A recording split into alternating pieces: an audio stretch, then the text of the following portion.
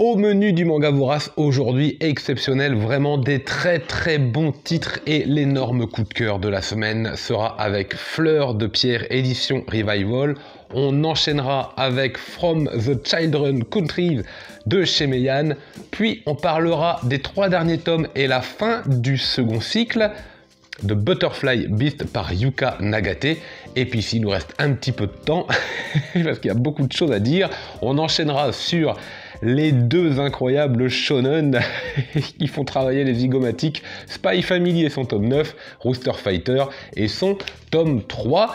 Salut à tous, salut à toutes, c'est Authentique, j'espère que vous allez bien, bon appétit, on se retrouve mardi midi pour l'inévitable Manga Vorace. N'oubliez pas que vous pouvez utiliser le chapitrage comme bon vous semble, c'est votre vidéo, c'est à vous de l'utiliser comme vous le voulez. Générique.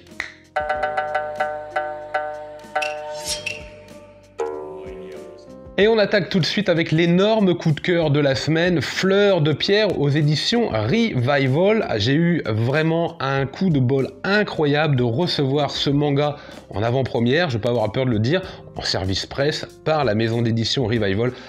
Vraiment, là, j'en profite officiellement. Un énorme merci à cette maison d'édition qui me l'a envoyé. Je m'y attendais pas trop, j'avais un petit peu tenté le coup.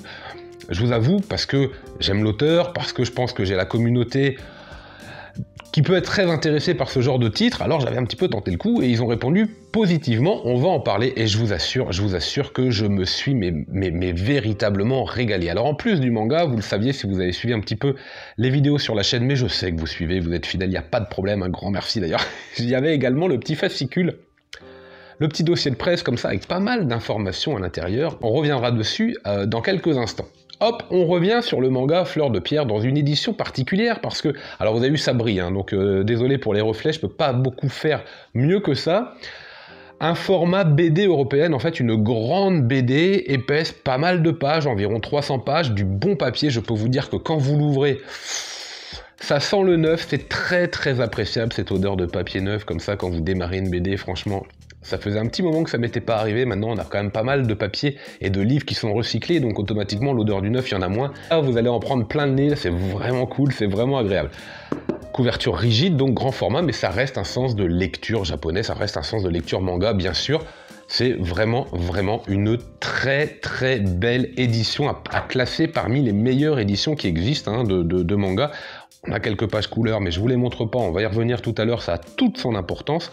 Mais avant, vous avez un petit postface comme ça, avec pas mal de textes par Kenzo Suzuki et Vincent Bernière. C'est vraiment très appréciable, vous voyez, il y a beaucoup de textes. Un petit index, également la carte de la Yougoslavie, je vais vous montrer ça vite fait. Voilà, contexte historique évidemment, vous savez, hein, c'est un pays... une vraie poudrière, donc voilà, l'équilibre est fragile, il y a énormément d'États, Serbie, Croatie, Slovénie, il y a différentes langues de parler, différentes religions, enfin il y a tout pour que ça pète.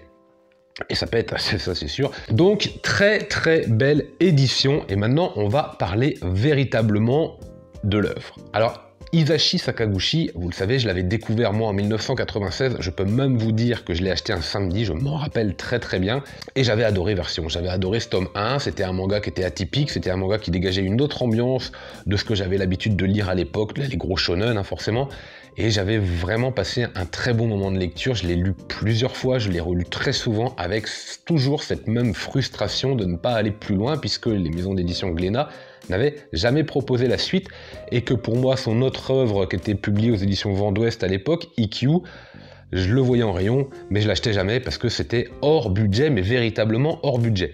Donc l'annonce chez Revival de Fleur de Pierre, et d'EQ, et peut-être d'autres titres à venir, on ne sait pas, bah ça a fait tilt tout de suite là, c'est pour ça que je vous ai dit j'ai tenté ma chance et je l'avais coché quoi qu'il arrive et je me suis régalé. Je me suis régalé pour plein de raisons, l'histoire, le contexte historique, le scénario, le dessin. Je vais pas y aller un par un, vous savez ce que je vais faire, je vais tout englober parce que ça a vraiment toute son importance aussi. Allez, c'est parti, installez-vous confortablement et on y va. Vous ouvrez les premières pages, vous avez une sensation d'intemporalité évidente, cette sensation d'être plongé il y a 70 ans déjà en arrière, avec forcément toute la modernité de l'époque qui n'est pas la même qu'aujourd'hui. Donc un personnage arrive comme ça je crois en gare, il descend, petit chapeau, petit impair, il tient une sorte de cartable à l'ancienne, vous savez, en cuir qui s'ouvre par le devant, comme ça, comme les petits cartables de médecins. Bon, c'est très sympa, il marche, il semble être complètement perdu comme ça dans les chemins vraiment d'une campagne profonde de la Yougoslavie. Il n'y a absolument pas âme qui vive, on a une sensation de chaleur avec des mises en scène, des brins d'herbe, des sensations vraiment que la nature est dominante et presque étouffante, que le temps s'est véritablement arrêté. Notre petit personnage là s'arrête un petit peu au détour des paysages, cueillant par-ci une prune, regardant par là le paysage, enfin bref, vraiment une notion que le temps s'est arrêté. Sauf que nous sommes en 1939 et que la guerre ne prévient pas quand elle arrive. Et là, patatras, vous en prenez plein la tronche parce que oui, c'est la Seconde Guerre mondiale qui commence et ça va se passer en Yougoslavie, entre autres. Petit avantage de ce récit, il ne se passe pas dans un pays que l'on maîtrise ou que l'on connaît. Vous connaissez la Seconde Guerre mondiale, au Japon, guerre du Pacifique, les États-Unis, en Allemagne, en Russie, en France, en Angleterre, bref, on connaît les gros éléments. Maintenant, ce qui a pu se passer en Yougoslavie, on maîtrise quand même beaucoup moins. À moins que vous soyez un spécialiste, je serais surpris dans les commentaires de me dire « bah si, il y a eu ça. Globalement, c'est quand même pas quelque chose que l'on maîtrise. » Je serais quand même très surpris. Et donc, comme je vous disais, d'un seul coup, le temps reprend son cours et de façon très violente. C'est une sorte d'introduction qui était posée, figée comme ça, éternelle, et l'histoire du récit commence. Et j'ai envie de dire l'histoire avec un gros H commence également. Il y a une espèce de symbiose entre les deux. Waouh! Ceci dit, l'auteur a la particularité de rester très neutre, plus que ça même très fidèle, avec l'envie de respecter vraiment les événements, les compréhensions, les opinions de l'époque, avec beaucoup de choses comme ça qui vont être dites d'un point de vue des Yougoslaves, de la résistance, de ceux qui se cachent, de l'armée, d'un point de vue géopolitique, d'un point de vue allemand-nazi, ceux qui se frottent les mains de ce qui est en train de se passer parce qu'ils pensent... On sent toutes les horreurs qu'ils vont aimer faire, et puis ceux qui finalement sont un peu naïfs, un peu endoctrinés comme ça, comme le petit passage avec les jeunesses hitlériennes qui manifestement n'ont pas compris grand-chose mais sont super contentes d'être là. Alors vous sentez forcément la dictature et l'endoctrinement de masse.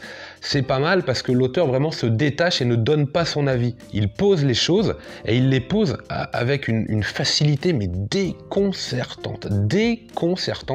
Les pages se tournent, se savourent, et puis vous avez le contexte historique général, les grands événements, toute l'horreur de cette guerre qui page après page, avance et empire. Et puis vous avez également, parce qu'on va suivre quand même, je vous rappelle que c'est un manga, deux personnages, l'un masculin, l'un féminin, les deux amis, qui chacun va avoir des routes différentes dans ce premier volume. L'un va rejoindre en fait la résistance yougoslave, l'autre va se retrouver emprisonné sous la houlette en fait d'un brigadier SS qui va récupérer ce personnage féminin pour en faire un petit peu son animal domestique, je pense que le mot est bien choisi.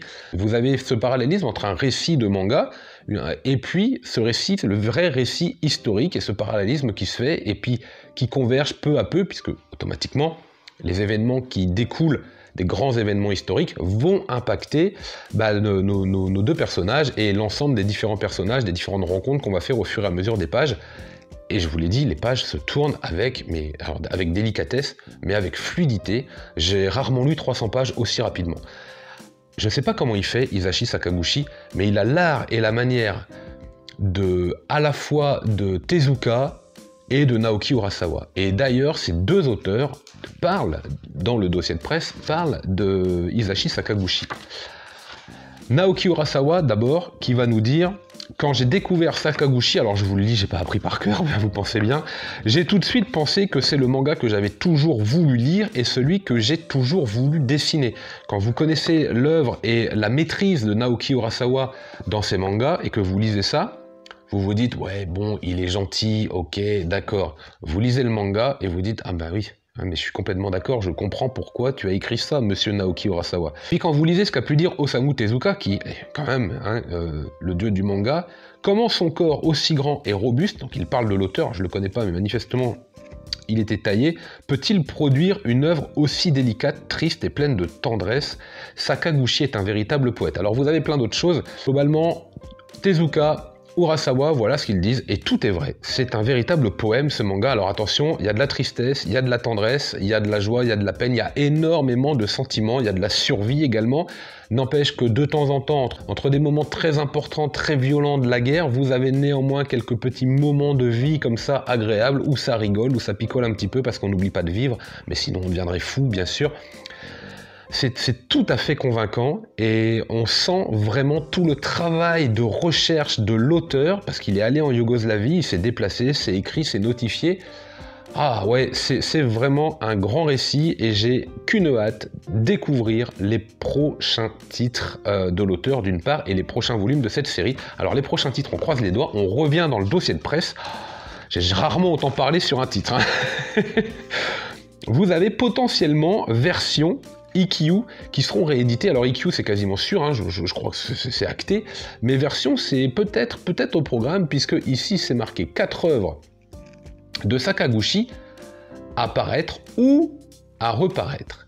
Et moi le ou à reparaître m'intéresse énormément. Alors apparaître, on aura sûrement le récit des 12 couleurs, donc ça, et ce sera sûrement tout chez Revival, donc bah cool quoi, franchement c'est trop bien, c'est une excellente nouvelle, pour moi ça fait partie des grosses nouveautés de l'année, c'est à souligner côté manga, dans le monde du manga, c'est à l'instar des Junji Ito qui étaient arrivés chez Mangetsu, des Baki et Karakuri Circus chez Meian pendant l'été, je pense que Fleur de Pierre de Sakaguchi, en fait c'est le fait que cet auteur réapparaisse comme ça chez Revival, vraiment énorme coup, moi j'adore. Allez, j'arrête parce que la vidéo va être beaucoup trop longue pour un seul titre.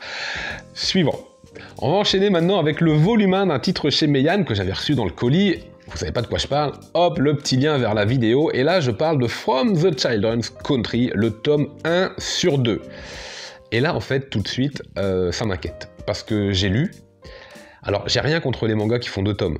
Ça, si c'est un manga de contemplation, un peu psychologique, tout ça, ça marche. Si c'est un biopic, pourquoi pas. Mais les mangas popcorn, et là c'en est un, hein, on a quand même du zombie là-dedans, le manga popcorn qui fait 2 tomes, j'ai peur. J'ai peur pour le final. Pour l'instant, il n'y a pas le tome 2, je connais pas la fin, j'ai pas envie de m'avancer.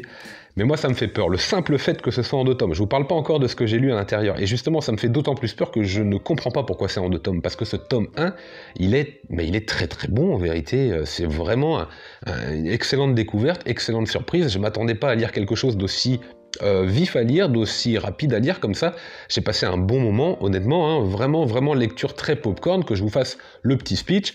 En fait, vous avez tous les enfants de moins de 15 ans qui, après un événement assez étrange, qu'on n'a toujours pas compris, mais bon, un événement surnaturel, peut-être un peu numérique, c'est assez bizarre, enfin bref, tous les enfants de moins de 15 ans sont encore en vie. Et toutes les personnes qui ont plus de 15 ans, et donc assimilées aussi adultes, tous les autres en fait, sont soit morts dans une espèce de cataclysme, soit transformés en véritables zombies. Alors zombies un peu dégénérescents, façon Ayame Hero, façon un peu Jagan également, vous savez, où ils arrivent encore à parler, ils sont un peu pétés comme ça, et puis ils donnent des phrases, il y a une obsession, il y a une seule phrase. C'est comme si il ne restait plus qu'avec une seule de leurs obsessions, donc là c'était faire le repas, donc faire le repas. En fait, le repas, en fait, c'est bouffer un des gamins, enfin bref, voilà, c'est un petit peu comme ça que ça se passe. Le dessin est fort appréciable. Je m'attendais pas à une qualité de dessin aussi riche, aussi prenante, notamment au niveau des monstres, qui en impose, hein, franchement. Ouais, il y a de très bons dessins, sinon les personnages sont très bien faits, on est dans du manga classique, mais fort appréciable, il y a une petite touche, il y a un petit grain. Excellent premier titre, je vous le recommande fortement, si vous aimez les zombies, si vous avez envie de passer un très bon moment de lecture comme ça, très sympa, très divertissant, avec tous les ingrédients du genre, et qui sont respectés, qui sont bien amenés, c'est construit rapidement.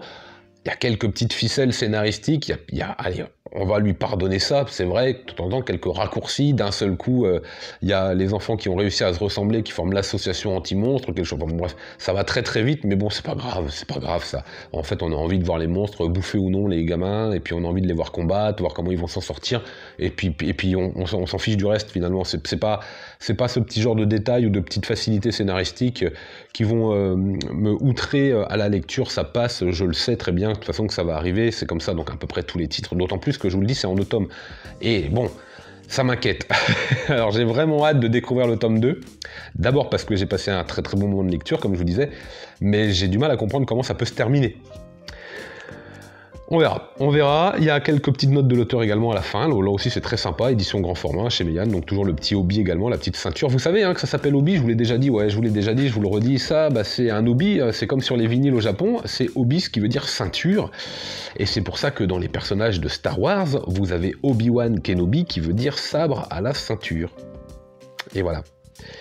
Ça coûtait pas plus cher de se renseigner, comme disait Alexandre Astier dans l'Exo-conférence. Un manga que je peux recommander très très facilement, encore plus si vous êtes amateur du genre. On continue maintenant avec un manga que j'ai terminé par une autrice dont j'ai eu la chance d'avoir une dédicace. Yuka Nagate concluait le cycle de Butterfly Beast 2. Donc c'est un manga là qui est en 5 tomes, mais il y a eu 2 tomes du premier cycle, ça nous fait donc un total de 7. Et là, j'ai envie de dire, est-ce qu'il n'y aurait pas un 3e cycle à tout hasard? Parce que je suis resté sur ma faim, très clairement. Très clairement, tout au long du tome 5, je me suis dit, mais comment ça va finir? Arrivé aux 2 tiers, je me suis dit, mais comment ça va finir? Arrivé aux 3 quarts, je me suis dit, mais comment ça va finir? Et arrivé à la fin, je me suis dit, mais c'est pas fini. Voilà. Globalement, je vous fais le résumé de mon impression de lecture du dernier tome. Alors après, j'ai adoré. J'ai adoré, on va en parler. Mais j'ai l'impression de me faire avoir. Je dis, mais c'est pas une fin, ça, c'est pas possible. Ou on t'a dit de terminer, et puis voilà, rideau, quoi. Alors bon, vous allez extrapoler, on pourrait penser que parce que si, parce que ça, on n'est pas obligé de le voir, et donc c'est comme ça. Ouais, mais non. Ouais. Vous imaginez déjà, vous êtes en train de m'écrire un pâté pour expliquer et justifier la fin. Non, quand c'est fini, il n'y a pas besoin d'écrire un pâté. Quand c'est fini, c'est fini. Et puis c'est comme Peleliu, je vous dis, la fin de Peleliu, elle est magique, elle est magistrale, c'est une des meilleures fins de manga qui existent, c'est incroyable. Terminé, rideau, on n'en parle plus. Allez la lire ou pas, vous faites comme vous voulez. Mais là, on pourrait faire une dissertation si oui ou non il y a une fin. Donc c'est qu'il n'y a pas de fin. C'est QFD. Alors voilà, les tomes 3, 4 et 5... Quand même, je me suis véritablement régalé d'une lecture bien maîtrisée avec énormément de conflits politiques, d'intrigues politiques, géopolitiques avec le shogun, avec des guerres de religion. Ça m'a moins plu. Je m'attendais pas à ce que ce manga parte du côté comme ça, religion, entre la religion qui est déjà posée au Japon et puis le catholicisme qui essaye de s'implanter. Donc il y a beaucoup de jeux de pouvoir, beaucoup de guerres comme ça incestines qui s'installent. De trahison, de combat, vous avez notre héroïne, notre chasseresse qui là-dedans se retrouve mêlée, bon gré, mal gré, à des histoires qu'elle ne maîtrise plus trop. On s'y perd un petit peu. On s'y perd un petit peu par rapport au discours du manga dans les premiers tomes où elle était chasseresse et elle avait des missions, c'était de chasser les samouraïs renégats, ceux qui étaient devenus violents, ceux qui ne respectaient plus la loi, tout simplement parce qu'il n'y avait plus de combat, il n'y avait plus de guerre et que ils s'ennuyaient véritablement, ils avaient besoin de guerre, ils avaient besoin de ça à partir du moment où il y a la paix. On les contrôle plus, donc cette chasseresse avait pour mission, d'aller les chasser, tout simplement. Sauf que de fil en aiguille, au fur et à mesure des pages, au fur et à mesure des chapitres, on voit bien que le conflit géopolitique prédomine, s'installe, et que l'ensemble en fait nous échappe, et j'ai l'impression qu'on n'y répond pas. Alors globalement, ça passe, il y a beaucoup d'actions, c'est très sympa, les ambiances sont énormément respectées, je trouve que l'autrice a dû faire là aussi un travail vraiment très très lourd sur la recherche historique des lieux, des ambiances, des jeux de pouvoir, des jeux politiques, qu'elle maîtrisait déjà très très fortement dans Gift plus Minus, donc je suis pas surpris que ce soit aussi bien maîtrisé, parce qu'elle est coutumière du fait.